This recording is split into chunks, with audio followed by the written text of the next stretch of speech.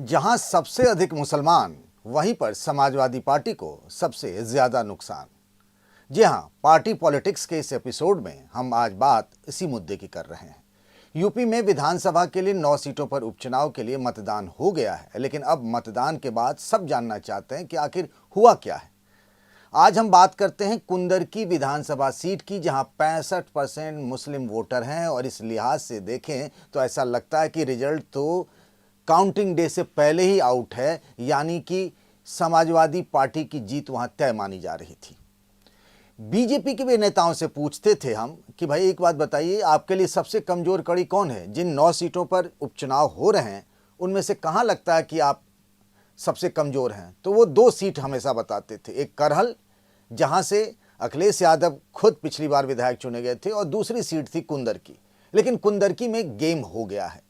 मैं इसीलिए कह रहा हूं कि समाजवादी पार्टी के सीनियर लीडर अखिलेश यादव के चचा और पार्टी के सांसद राम गोपाल यादव ने अब से कुछ देर पहले ये बयान दिया है कि मीरापुर, कुंदरकी और कानपुर के सीसामऊ विधानसभा सीट पर चुनाव रद्द कराए जाए और पुनर्मतदान हो। यानी उनको लगता है कि कहीं न कहीं गड़बड़ी हुई है। यही नहीं, जब मतदान हो रहा था, यानी कल की हम बात करें, जब पोलिंग चल रहा था, उसी दरमियान दोपहरी में ही वहां से समाजवादी पार्टी के उम्मीदवार हाजी रिजवान ने एक चिट्ठी लिख करके चुनाव आयोग से मांग की कि चुनाव रद्द करिए और फिर से यहां पर सभी बूथों पर चुनाव करवाइए, यानी कि रीपोलिंग करवाइए।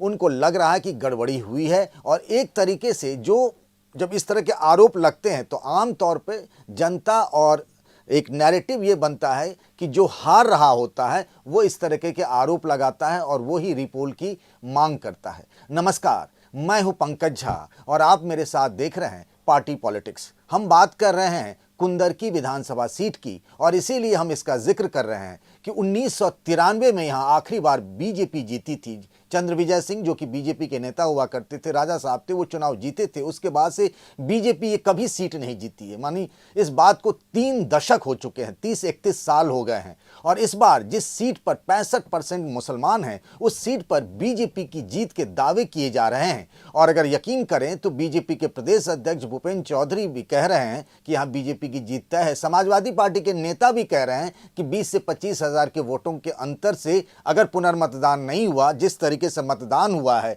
और उनके समर्थकों को, कार्यकर्ताओं को, वोटरों को वोट डालने से रोका गया है, तो उस हिसाब से उनकी हार तय है। ये आपसी बातचीत में समाजवादी पार्टी के नेता भी कह रहे हैं। कल जब मतदान हो रहा था तो तरह तरह के उनके पास जानकारी आ रही थी, वीडियो आ रहे थे। आपने देखा कि अखिलेश यादव ने प्रेस कॉन्फ्रेंस भी किया है और उसमें आरोप भी लगाए, कार्रवाई भी हुई कुछ पुलिस वालों पर। एक पुलिस वाला सस्पेंड हुआ, 3 के खिलाफ विभागीय कार्रवाई के भी आदेश दिए गए। लेकिन सबसे बड़ी बात यह है कि जो एक कंफर्टेबल सीट थी, जिसके लिए कहा जाता था कि भाई यहां समाजवादी पार्टी के अलावा कोई विकल्प नहीं हो सकता है।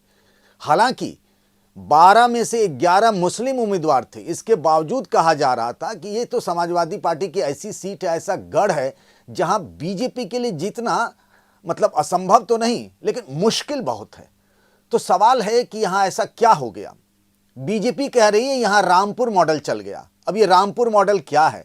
जिस तरीके से रामपुर में साल 2022 में विधानसभा के उपचुनाव में वहां बीजेपी की जीत हो गई, वो रामपुर जहां 55% मुस्लिम वोटर हैं, वहां आखिर कैसे बीजेपी का उम्मीदवार जीत गया, वो भी हिंदू आकाश सक्सेना वहां से उपचुनाव में जीत गए। जो रामपुर सीट एक तरीके से समाजवादी पार्टी के सीनियर लीडर, जो कि अभी जेल में बंद हैं, आजम खान की सीट मानी जाती है, उनका गढ़ माना जाता है, वहां समाजवादी पार्टी हार गई। आप देखिए आजम खान का दबदबा कितना है। जब मैं आपसे बात कर रहा हूं, उससे कुछ देर पहले आज़ाद समाज पार्टी के जो सांसद हैं चंद्रशेखर रावण, वो उनसे जेल में मिलने गए थे और कहा आजम खान की लड़ाई हम संसद से लेकर सड़क तक लड़ेंगे। और रावण ने यह भी कहा है कि अगर आजम खान ने इशारा कर दिया होता तो नतीजे कुछ और होते। आप देखिए कि आजम खान का इन्फ्लुएंस कितना है। मैं इसीलिए बात कह रहा हूं कि रामपुर में आजम खान के रहने के बावजूद वहां से समाजवादी पार्टी हार गई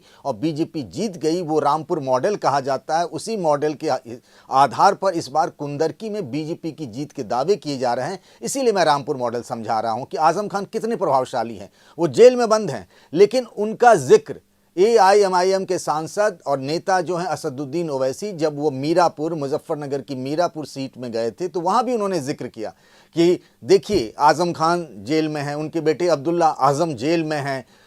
मतलब उनका कहने का मतलब था कि आजम खान लड़ाई लड़ रहे हैं समाजवादी पार्टी और अखिलेश यादव ने उनका साथ छोड़ दिया। आपने देखा कि कुंदरकी में जब प्रचार करने के लिए गए थे अखिलेश यादव, तो प्रचार के बाद सीधे आजम खान की पत्नी तंजीन फातिमा से वो मिलने रामपुर गए थे।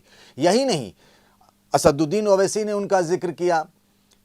चंद्रशेखर रावण पहले बेटे से मिलने गए, फिर परिवार से मिलने गए, फिर आजम खान से मिलने आए। यानी मुस्लिम वोटों के लिए एक तरीके से आजम खान के नाम का जिक्र सब कर रहे हैं। सब उनके बहाने मुसलमान के वोट को लेने की कोशिश कर रहे हैं। लेकिन वही आजम खान अपने गढ़ में साल 2022 में ढेर हो गए और बीजेपी के आकाश सक्सेना चुनाव जीत गए। तो ये कहा जा रहा है रामपुर मॉडल। और इस रामपुर मॉडल में एक आईएएस अधिकारी आंजनेय सिंह का भी जिक्र आता रहता है। आंजनेय सिंह अभी मुरादाबाद के कमिश्नर हैं। आपको बताऊं कि कुंदरकी विधानसभा सीट मुरादाबाद जिले में पड़ता है। वैसे ये संभल लोकसभा सीट का एक विधानसभा सीट है। और अखिलेश यादव ने जब कल प्रेस कॉन्फ्रेंस किया तो उन्होंने एक ही आईएएस अधिकारी का जिक्र किया और वो है मुरादाबाद के कमिश्नर आंजनेय सिंह। ये कहा गया कि रामपुर में जो हुआ कि बहुत लो पोलिंग हुआ, बहुत कम मतदान हुआ। ये आरोप लगे कि शासन और प्रशासन ने, एडमिनिस्ट्रेशन ने समाजवादी पार्टी के समर्थकों को, उनके वोटरों को, उनके कार्यकर्ताओं को बूथ तक नहीं जाने दिया, वोट डालने से रोका। और इस वजह से क्या हुआ कि 2022 में बीजेपी की जीत हो गई। ये समाजवादी पार्टी का आरोप है। आंजनेय सिंह अभी मुरादाबाद में कमिश्नर हैं। वो सिक्किम काडर के आईएएस अधिकारी हैं, मूलतः यूपी के रहने वाले हैं। और अखिलेश यादव ने अपने प्रेस कॉन्फ्रेंस में जिक्र किया आंजनेय सिंह का। ये वही आंजनेय सिंह अधिकारी हैं जिनके बारे में आजम खान ने उनके बारे में विवादित बयान दिया था और जिस पर मुकदमा भी हुआ और जिसमें उनको सजा भी हुई है। तो कहा जा रहा है कि रामपुर मॉडल जो है वो बेसिकली मॉडल आंजनेय सिंह का था। और आंजनेय सिंह ने ही वो मॉडल, ये समाजवादी पार्टी का आरोप है, उनके तमाम नेता ये बात कहते रहे हैं सार्वजनिक रूप से कि वही वाला मॉडल कुंदरकी में अपनाया गया। और रामपुर की तरह कुंदरकी में भी मुसलमान जो हैं बहुत ज़्यादा संख्या में है, 65% मुस्लिम वोटर हैं। उसके बावजूद भी वहाँ बीजेपी की जीत के दावे किए जा रहे हैं। अब हम बताते हैं कि आखिर ऐसा क्या हो गया है। सबसे पहले देखिए, रामपुर में तो कम मतदान हुआ, लेकिन कुंदरकी में कल जो विधानसभा की 9 सीटों पर मतदान हुआ, सबसे ज़्यादा वोटिंग कहाँ हुआ जानते हैं? कुंदरकी में। तो सबसे ज़्यादा वोटिंग हो गई, फिर भी बीजेपी की जीत के दावे किए जा रहे हैं। आखिर इसका क्या खेल है? 57.7%, मतलब ऑलमोस्ट 60% वोटिंग हुई। सबसे ज्यादा पोलिंग जो है वो कुंदरकी में हुई। तो इस हिसाब से तो ये मान के चलना चाहिए था कि मुसलमान भारी संख्या में बाहर निकले, समाजवादी पार्टी के लिए वोट किया और समाजवादी पार्टी की बल्ले बल्ले हो जाएगी। लेकिन इसके उल्टे कहे जा रहे हैं और दोनों ही बात कही जा रही है। समाजवादी पार्टी की तरफ से भी ये बात कही जा रही है और बीजेपी की तरफ से। बीजेपी के लोग तो खुश हो गए, उनको तो अभी से कह रहे हैं कि कुंदरकी का रिजल्ट आउट हो गया, चमत्कार हो गया, चमत्कार को नमस्कार करिए भैया। और बीजेपी के जो ठाकुर वहाँ पर है रामवीर सिंह, जिनको आपने देखा होगा मुसलमानों के बीच में कैसे जाकर कहते हैं खुदा की कसम, अल्लाह की कसम खिलाते हैं, खुद नमाजी टोपी पहनकर मुसलमानों के बीच वोट मांगते हुए नजर आए। अब बीजेपी की तरफ से ये कहा जा रहा है कि रामवीर सिंह को हिंदू जो वहाँ कम वोटर हैं, चूँकि 65% मुसलमान है तो बचे हुए 35% ही हिंदू है, उसमें सारी जाति बिरादरी, अगड़े पिछड़े दलित सब लोग वहाँ पर माने जाते हैं। और ये ऐसी विधानसभा सीट है जहां तुर्क, मुसलमानों में तुर्क बिरादरी की सबसे ज़्यादा संख्या यहाँ पर है। तो ये कहा जा रहा है कि सबसे ज़्यादा मतदान हुआ, लेकिन फिर भी वहाँ जीत रही है बीजेपी। और ये कहा जा रहा है बीजेपी की तरफ से कि ठाकुर रामवीर सिंह, जो इससे पहले भी वहाँ चुनाव लड़े पर हार गए थे, उनको इस बार मुसलमानों ने भी वोट दिया है। हालांकि समाजवादी पार्टी की तरफ से आरोप लग रहे हैं, कई तरह के वीडियो भी जारी किए गए पार्टी की तरफ से। अखिलेश यादव ने भी इस बात का जिक्र प्रेस कॉन्फ्रेंस में किया कि कुंदरकी में कैसे उनके लोगों को रोका जा रहा है। लेकिन मतदान के बाद सबसे ज़्यादा मतदान वाले विधानसभा सीट पर अब इस तरीके के संकेत मिल रहे हैं कि वहाँ बीजेपी ने चमत्कार कर दिया है। बीजेपी के उम्मीदवार ठाकुर रामवीर सिंह जीतते नजर आ रहे हैं। इस सीट के प्रभारी बनाए गए थे यूपी बीजेपी के प्रदेश अध्यक्ष भूपेंद्र चौधरी। योगी आदित्यनाथ ने वहाँ पर, मुख्यमंत्री जो योगी जी हैं, उन्होंने वहाँ पर सभाएं भी की। वहाँ पर पार्टी के कई नेताओं को झोंका गया था। तमाम बूथों का प्रभार दिया गया था। और याद करिए, आपको समाजवादी पार्टी की तरफ से भी नेताओं की ड्यूटी लगाई गई थी। कई सारे नेता थे, बड़े बड़े, कमाल अख्तर हैं, जावेद अली जो राज्यसभा के सांसद हैं, महबूब अली जो पूर्व मंत्री रहे हैं, रुचि वीरा जो बिजनौर से सांसद हैं, एसटी हसन जो मुरादाबाद से सांसद रहे, इन सबकी ड्यूटी वहाँ लगाई गई थी। आपको याद होगा, अखिलेश यादव जब वहाँ चुनाव प्रचार करने के लिए गए थे तो उन्होंने, चूंकि इस तरह की शिकायतें मिल रही थी कि समाजवादी पार्टी के स्थानीय नेताओं ने, यानी मुरादाबाद, रामपुर, संभल, बिजनौर, सहारनपुर, इस इलाके के जितने भी समाजवादी पार्टी के नेता हैं, उन्होंने समाजवादी पार्टी के उम्मीदवार हाजी रिजवान को उनकी किस्मत पर छोड़ दिया है। यानी उतनी उनकी मदद नहीं की जा रही है चुनाव प्रचार में।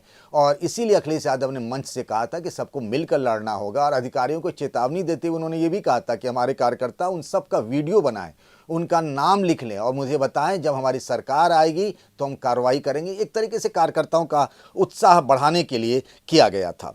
अब देखिए, जिस दिन पोलिंग था उससे एक दिन 2 दिन पहले की बात करिए कि विशेष रूप से अखिलेश यादव ने, जो यूपी विधानसभा में विपक्ष के नेता हैं माता प्रसाद पांडे, उनको वहां भेजा था। वो जाके वहां ऑब्जर्वर से मिले, बरेली के एडीजी से मिले, शिकायत की कि किस तरीके से उनके वोटरों को, खासतौर से मुस्लिम वोटरों की बात करें तो उनको रोका जा रहा है। ये सारी चीज़ें, यानी मतदान से पहले ही अखिलेश यादव ने एक माहौल बना दिया था कि कुंदरकी में गड़बड़ी हो रही है।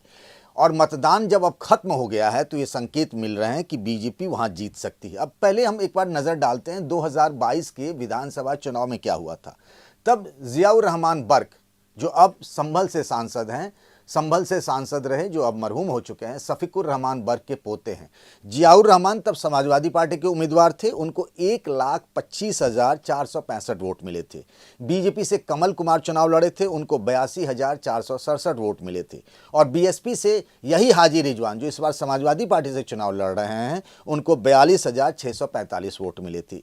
AIMIM के मोहम्मद वारिस को 14,248 वोट मिले थे। एक बात कही जा रही है कि हाजी रिजवान जो हैं वो मुस्लिम, बेसिकली बीएसपी से आए समाजवादी पार्टी में। अब समाजवादी पार्टी के जो अधिकतर वहाँ के नेता हैं वो उनके साथ जेल नहीं कर पा रहे हैं, मतलब उतना सहयोग नहीं मिला हाजी रिजवान को। दूसरी बात, 12 में से 11 जो हैं मुस्लिम उम्मीदवार, वो भी अधिकतर तुर्क बिरादरी के, जिस बिरादरी के हाजी रिजवान भी हैं।